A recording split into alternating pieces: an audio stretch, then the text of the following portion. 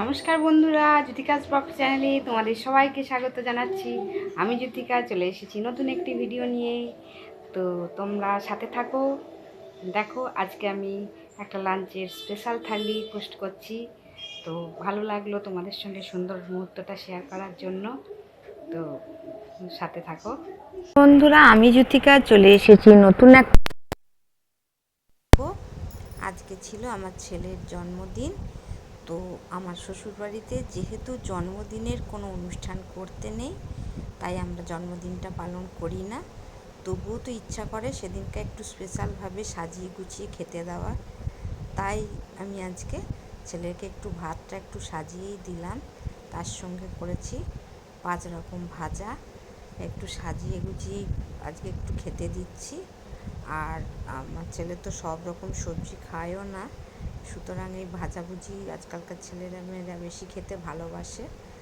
তো সব রকম 5 রকম ভাজা করেছি। আরও যা যা খেতে ভালোবাসে সেইটাই আজকে স্পেশালভাবে রান্না করেছি। তাই সেটাই একটু সাজিয়ে দিলাম। তাই ভাবলাম যে কোনো জন্মদিনের অনুষ্ঠান তো করা হয় না আমাদের, এটাই একটুখানি তোমাদের সঙ্গে শেয়ার করি। তো বড় ভিডিও দেওয়া হবে, কারণ বড় ভিডিও কিন্তু অনেক দিন আমার দেওয়াও হচ্ছে না। আর করে নিয়েছি ডাল, আর পেঁয়াজ দিয়ে করেছি আলু পোস্ত। তো পেঁয়াজ দিয়ে আলু পোস্তটা এমনি নিরামিষের দিনে তো আমাদের আলু পোস্ত রান্না হয়। তো পেঁয়াজ দিয়ে আলু পোস্তটা আজকে করলাম, কারণ আমিষের দিনে এমনিতেই তো রবিবার দিন একটু অন্যরকম রান্না হয়। তো আর করেছি হচ্ছে খাসির মাংস। এবারে খাসির মাংসও বেড়ে দিলাম। রবিবার দিন এমনি ধরো চিকেন মটন সবার বাড়ি রান্না হয়, তবুও একটু স্পেশালভাবে সাজিয়ে গুছিয়ে দিলাম।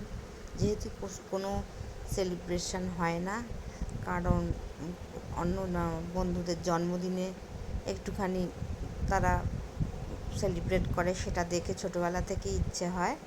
তো যাই হোক, তাই যেটুকু হয়েছে সেই দিয়ে সুন্দরভাবে ওকে সাজিয়ে দিলাম। আর করেছিলাম হচ্ছে ধোকার তরকারি। তো ভালো করে সাজিয়ে গুছিয়ে নিলাম রান্নাঘরেই, দিয়ে এবারে টেবিলে ভালো করে সাজিয়ে দিলাম।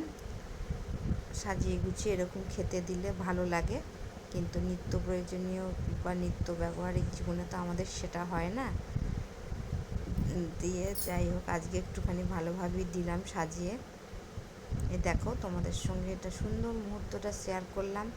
জন্মদিনের বিশেষ প্রিয় আয়োজন হচ্ছে পায়েস, সেটাই আমি করিনি, এটা আমি আগে পিছে করি। তোমাদের কেমন লাগলো খায় না বলে তাই রসগোল্লা দিলাম, আর তার সঙ্গে দিলাম দই।